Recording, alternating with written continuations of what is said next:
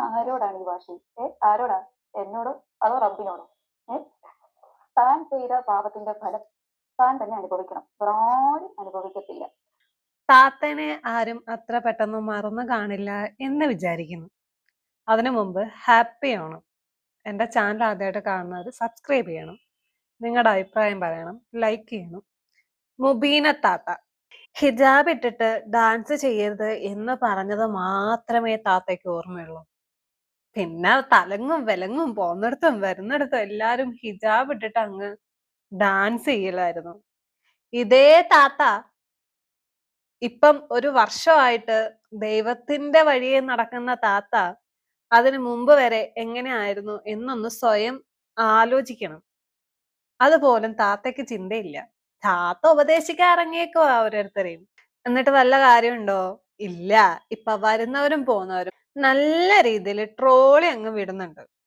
താത്ത തന്നെ മുസ്ലിം പെൺകുട്ടികൾ ഹിജാബ് ഇട്ട് ഡാൻസ് കളിക്കുന്ന ഒരു ബോംബ് ഇട്ടു. ആരുടെ മുന്നിലിട്ടത്? നമ്മുടെ കേരളത്തിലെ പെൺകുട്ടികൾക്ക്. ഓരോ എടുത്ത് തിരിച്ച് താത്താന്റെ എണ്ണാക്കിനെ.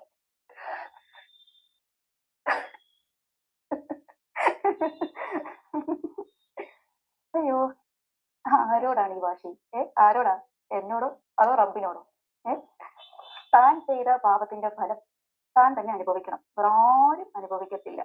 ഞാൻ പറയാനുള്ളത് ഞാൻ പറഞ്ഞു. കേൾക്കാൻ ആഗ്രഹമുള്ളവർ കേട്ടു, ഒഴിവാക്കി. അല്ലാത്തവർ ഇങ്ങനെ ഓരോന്ന് ചെയ്തു. അതൊരു പ്രശ്നമില്ല. അവരുടെ പേരൻസിന് കുഴപ്പമില്ല, അവർ വിട്ടു. That doesn't mean that Haram is Halaal. Haram is ഹറാം. അത് എത്ര വലിയ ആൾ ചെയ്താലും, സിനിമ താരം ചെയ്താലും അത് ഹലാലാവൂല. നിങ്ങൾ ഈ ഫോണും എടുത്ത് ക്യാമറയും ഓൺ ചെയ്ത് വീഡിയോ എടുത്ത് സോഷ്യൽ മീഡിയയിൽ പോസ്റ്റ് ചെയ്യുന്നതൊന്നും ഹറാമല്ല. അതൊക്കെ പുണ്യപ്രവർത്തി. ഹിജാബ് ഇട്ട് ഡാൻസ് കളിച്ചു കഴിഞ്ഞാൽ അത് ഹറാമ്. അത് ഭയങ്കര പ്രശ്നം. ഒരു വർഷം മുമ്പ് വരെ ഹിജാബ് ഇട്ട് മേക്കപ്പ് ഇട്ട് ചാടിത്തുള്ളി നടന്നിരുന്ന ഒരു താത്ത ഉണ്ടായിരുന്നു. ആ താത്തയ്ക്ക് പെട്ടെന്ന് ഒരു ദിവസം അങ്ങ് വെളിപാട് വന്നു. താത്ത ദൈവത്തിന്റെ വഴിയെ പോയി. അതിനുശേഷം വരുന്നതും പോകുന്നതും ചെയ്യുന്നതും ഒക്കെ ഭയങ്കര തെറ്റ്. എന്താലേ? ഇതേ താത്ത വേറൊരു വീഡിയോ ഇട്ടിട്ടുണ്ട്. അതും കൂടെ ഒന്ന് കേൾപ്പിച്ചു തരും. റിവെഞ്ച് എന്താണെന്നറിയോ? Stop reacting. നിന്നെ ദേഷ്യപ്പെടുന്നുണ്ടോ? Don't react. നിന്നെ പ്രൊവോക്ക് ചെയ്യുന്നോ? Don't react. നിന്നെ കളിയാക്കുന്നുണ്ടോ? Don't react. നിന്നെ മോശമാക്കുന്നുണ്ടല്ലേ? Don't react. ഈ ചെറിയ ചെറിയ കാര്യങ്ങൾക്ക് പ്രതികരിക്കാൻ നിന്നാൽ you become weak and they become strong. Let them speak, let them judge you. അവര് നിന്നെ വീഴ്ത്താൻ എറിയുന്ന ഓരോ കല്ലുകളും സൂക്ഷിച്ചു വെക്കുക. And build a strong path for your success. Don't waste your energy for useless people. Use it for your success. ഇത്രയും പറഞ്ഞ റിയാക്ഷൻ വീഡിയോ ചെയ്ത താത്തയാണ് ആ പിള്ളേര് ഹിജാബ് ഇട്ട് ഡാൻസ് കളിച്ചതിന് ഇപ്പം എക്സ്പ്ലനേഷനുമായിട്ട് ഇറങ്ങിയേക്കുന്നത്. എന്തൊരു ഉളുപ്പില്ലായ്മ അല്ലേ? ഈ ഡബിൾ സ്റ്റാൻഡ് എന്നൊക്കെ പറയുന്നത് ഇവരെ കണ്ടുപിടിക്കണം. ആദ്യം ഒന്ന് ചെയ്യും, വേറൊന്ന് പറയും, വേറൊന്ന് ചെയ്യും, ഇപ്പുറത്തൊന്ന് പറയും. എന്ത് സ്റ്റാൻഡാ താത്ത ഇതൊക്കെ? നമ്മളൊരു സ്റ്റാൻഡ് പറയുന്നതിന് മുമ്പ് നമ്മൾ അതിന് യോഗ്യനാണോ എന്ന് ആലോചിക്കണ്ടേ താത്ത? അത് ആലോചിക്കാതെ ഇങ്ങനെ വന്ന് പറയാവോ? ഉളുപ്പില്ലായ്മ ഒരു അലങ്കാരമായിട്ടൊക്കെ കൊണ്ട് നടക്കുന്നത് ഭയങ്കര മോശമാട്ടോ. ഹിജാബ് ധരിച്ച് പെൺകുട്ടികൾ ഡാൻസ് കളിച്ചതിന്റെ കാരണം ഞാനാണെന്ന് വിചാരിക്കുന്നവരുണ്ടെങ്കിൽ തെറ്റി. നിങ്ങൾക്ക് തെറ്റി. ഹറാമായിട്ടൊരു കാര്യത്തെ ഹലാലാക്കി തീർക്കാൻ വേണ്ടി തുനിഞ്ഞിറങ്ങിയതാ ഈ കൂട്ടരിലെ. ഇവരാണ് കാരണം. ഒന്ന്, മുസ്ലിം നാമധാരികൾ. ഇസ്ലാമിൽ നിന്നുകൊണ്ട് തന്നെ ഇസ്ലാമിനെ എഗെയിൻസ്റ്റ് ആയിട്ട് പറയുന്ന കുറെ ജന്മങ്ങൾ. രണ്ട്, എക്സ് മുസ്ലിംസ്. സമൂഹത്തിന് ഒരു ഉപകാരം ഇല്ലാത്ത സ്വയം തോന്നുന്നതായിട്ട് ഇവരെ ആരും എന്ത് ചെയ്യുന്നു. മൂന്ന്, സംഘികളും ക്രിസ്സംഘികളുമായിട്ടുള്ളവർ. ഇസ്ലാം വിരുദ്ധത തലയ്ക്ക് പിടിച്ച കുറെ എണ്ണം. നാല്, ഇസ്ലാം എന്താണെന്ന് പോലും അറിഞ്ഞുകൂടാ, എല്ലാവരും കുറ്റം പറയുന്നു, എന്നാ പിന്നെ റീച്ച് ഞാനിവിടെ കുറ്റം പറയാന്ന് പറഞ്ഞ് തുണിഞ്ഞിറങ്ങി ഷോപ്പ് കാണിക്കുന്ന വേറെ കുറെ എണ്ണം.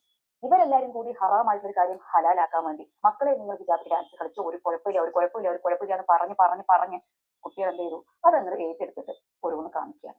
അവരെയും കുറ്റം പറഞ്ഞിട്ട് കാര്യമില്ല. എന്റെ പൊന്നു മക്കളെ, സഹോദരി സഹോദരന്മാരെ, മനുഷ്യരെ വഴി തെറ്റിക്കാനാണ് ക്ഷേത്താനുള്ളത്. അത് സോഷ്യൽ മീഡിയയിലും ഉണ്ട്. അവരുടെ വഴിയിൽ ദയവേത് നിങ്ങൾ വീണ് പോകരുത്. നിങ്ങളുടെ ഈമാൻ കാത്തു സൂക്ഷിക്കുക. ഒന്ന് ആലോചിച്ച് നോക്കിയേ. ഒരുപാട് മുസ്ലിം സ്ത്രീകൾ ബ്ലോഗേഴ്സ് ആയിട്ട് നമ്മുടെ ഈ നാട്ടിലുണ്ടായിട്ട് ഞാൻ ഒരാൾ മാത്രമാണ് ധൈര്യപൂർവ്വം വന്ന് സത്യസന്ധമായിട്ട് ഹിജാബ് ധരിച്ച് ഡാൻസ് കളിക്കരുത് എന്ന് പറഞ്ഞത്. ഈ പറയുന്ന ആൾക്കാരും ആരും അല്ല താത്ത ഫസ്റ്റ് ഇറങ്ങി വന്നിട്ട് ഹിജാബ് ഇട്ട് ഡാൻസ് കളിക്കരുത് എന്ന് പറഞ്ഞത് താത്തയാ. അതിന്റെ പ്രതിഷേധമാണ് ആ പിള്ളേര് കാണിക്കുന്നത്. അതിന് ഞാനല്ല കാരണം എന്ന് പറഞ്ഞിട്ട് ന്യായീകരിച്ചിട്ട് വല്ല കാര്യമുണ്ടോ താത്ത? ഒരു കാര്യമില്ല. പ്രശ്നം എനിക്ക് ഏറ്റുവാങ്ങേണ്ടി വന്നു. എന്റെ സ്ഥാനത്ത് വേറെ ആരെങ്കിലും ആയിരുന്നെങ്കിൽ പേടിച്ച് ചിലപ്പോൾ ഇത് നിർത്തിപ്പോയേനെ. പക്ഷേ ഞാൻ ഒരു തരി പോലും പതറാതെ മുന്നോട്ട് വരുന്നത് എന്തുകൊണ്ടാണെന്നറിയോ? ഞാൻ എന്റെ റബ്ബിൽ അത്രയും വിശ്വസിക്കുന്നുണ്ട്.